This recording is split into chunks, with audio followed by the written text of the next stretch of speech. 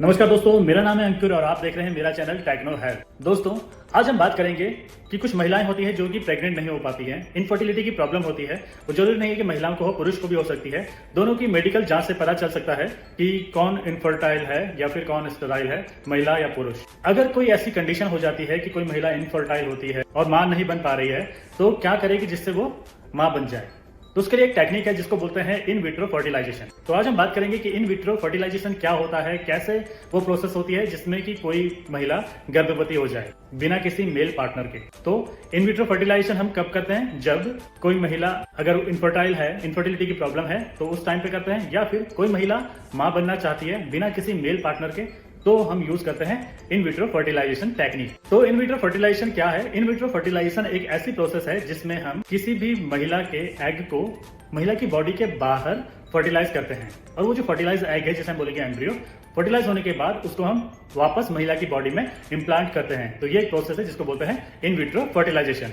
तो in vitro fertilisation करने के लिए बहुत सारी मेडिकल जांच होंगी, और जब भी कोई महिला इन विट्रो फर्टिलाइजेशन करवाना चाहेगी तो उस टाइम पर उसको फर्टिलिटी की कुछ मेडिसिन दी जाती है, जिससे कि महिला के ओवरी में एक या एक से ज्यादा एग रिलीज हो सके और वो एग मैच्योर हो सके। इसके बाद किसी पुरुष का सीमन सैंपल लिया जाता है, जिससे कि हेल्दीएस्ट स्पर्म सेल को कलेक्ट किया जा सके और वो उस एग को फर्टिलाइज कर सके। अब यदि किसी महिला का जो मेल पार्टनर है वो इनफर्टिलिटी की प्रॉब्लम है उसको, यानी कि वो स्टेराइल है, तो क्या कर सकते हैं? डोनर स्पर्म का भी यूज कर सकते हैं। जैसे आपने मूवी देखी होगी विकी डोनर, और एक अक्षय कुमार की भी थी, वो मूवी का नाम मुझे याद नहीं आ रहा है, आप कमेंट करके बताइएगा वो कौन सी मूवी थी जिसमें कि वो स्पर्म एक्सचेंज हो जाते हैं उनके। तो आईवीएफ में 3 स्टेजेस होती हैं। Number 1 follicle aspiration, number 2 fertilization, और नंबर 3 एम्ब्रियो ट्रांसफर। तो सबसे पहले स्टेज की बात करते हैं फॉलिकल एस्पिरेशन। तो सबसे पहले स्टेज आती है फॉलिकल एस्पिरेशन।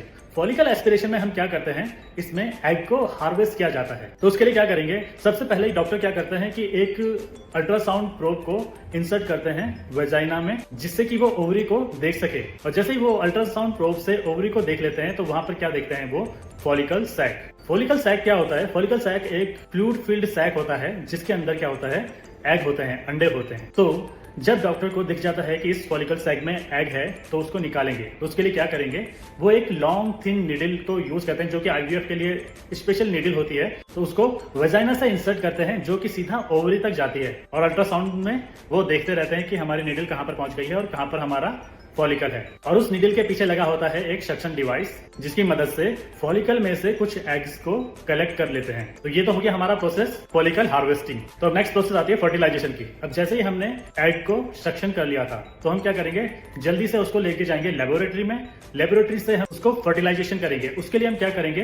तो उसमें इंसेमिनेशन प्रोसेस की जाएगी, यानी कि वो जो एग है उसमें क्या करेंगे? स्पर्म सेल को मिक्स किया जाएगा, या फिर इंट्रासाइटोप्लाज्मिक स्पर्म इंजेक्शन से भी हम एग को फर्टिलाइज कर सकते हैं। इंट्रासाइटोप्लाज्मिक स्पर्म इंजेक्शन में क्या होता है कि वो जो एग्स होते हैं उसमें हम डायरेक्टली स्पर्म सेल को इंजेक्ट कर देते हैं, जिससे कि वो एग फर्टिलाइज हो जाए। तो फर्टिलाइज होने के बाद उसको क्या कहेंगे हम? एम्ब्रियो। तो फर्टिलाइज होने के बाद उसको मॉनिटर किया जाता है 3 से 5 दिन के लिए, क्योंकि अब वो ग्रो होना शुरू हो रहा है। तो जब भी हमारा एग फर्टिलाइज होता है, तो उसके आउटर लेयर को वो छोड़ देता है और उसके सराउंडिंग एक प्रोटेक्टिव लेयर बन जाती है, जिसको क्या बोलते हैं? Zona pellucida. तो 3 से 4 दिन के बाद जब हम देखेंगे कि वो ग्रो हो रहा है, तो उसके जोना पेलुसिडा में हम एक होल कर देंगे। इस प्रोसेस को कहते हैं हम असिस्टेड हैचिंग। जब ये नॉर्मल कंडीशन में हो रहा था, खुद ब खुद होता था, तो उसको बोलते थे क्या? जोना हैचिंग। और अगर हम इसको खुद से कर रहे हैं तो उसको बोलेंगे हम असिस्टेड हैचिंग। ये जो जोना हैचिंग या फिर हमने असिस्टेड हैचिंग है, वो बहुत ही ज्यादा इंपॉर्टेंट प्रोसेस है, जिससे कि क्या होता है? ये जो एम्ब्रियो है वो हमारे यूट्रस में इम्प्लांट हो जाता था। तो इसी तरह से ये एम्ब्रियो भी इसमें यूट्रस में इम्प्लांट होने के लिए रेडी हो गया है। तो अब हमारी तीसरी प्रोसेस शुरू हो जाती है, जिसको हम कहते हैं एम्ब्रियो ट्रांसफर। तो कुछ एम्ब्रियो हम यूज करेंगे एम्ब्रियो ट्रांसफर के लिए, और बचे हुए जो एम्ब्रियो हैं उनको हम फ्रोजन बॉक्स में रख लेंगे फ्यूचर के यूज के लिए, अगर कभी जरूरत पड़ जाए तो ये जो एम्ब्रियो ट्रांसफर है, ये फर्टिलाइजेशन के 3 से 5 दिन के बाद किया जाता है, जब हमारा एम्ब्रियो अच्छी तरह से ग्रो एंड मैच्योर हो जाता है। तो इस प्रोसेस में क्या करता है? डॉक्टर महिला की वेजाइना में एक स्पेकुलम डालते हैं, जो कि जनरली हम कसको वेजाइनल स्पेकुलम यूज करते हैं, जिससे कि हम लोग सर्विक्स को इजीली विजुलाइज कर सकें। इसके बाद हम क्या करेंगे? एक सिरिंज लेंगे, जिसमें कि एक या एक से ज्यादा हैच्ड एम्ब्रियो होते हैं, वो लेंगे। उस सिरिंज के आगे एक कैथेटर लगाएंगे। एक पतली सी ट्यूब होती है, थिन ट्यूब, जिसको हम क्या कैथेटर बोलते हैं। तो उसको लगाएंगे। लंबी होती है, क्योंकि हमें उस एम्ब्रियो को पहुंचाना है कहाँ? यूट्रस तक। तो एक लंबी पतली कैथेटर लेते हैं और उसको हम इंसर्ट करते हैं वेजाइना से सर्विक्स में, और सर्विक्स से होते हुए जाएगा कहाँ, यूट्रस तक। अब जैसे ही वो कैथेटर यूट्रस तक पहुंच जाता है तो हम क्या करेंगे, जो भी वो हैच्ड एम्ब्रियो थे तो उनको इंजेक्ट कर देंगे यूट्रस में, जिससे कि क्या होगा, हैच्ड एम्ब्रियो है तो क्या करेगा, अब वो सीधे यूट्रस की टिश्यू लाइनिंग में अटैच हो जाएगा, यानी कि वो इम्प्लांट हो जाएगा।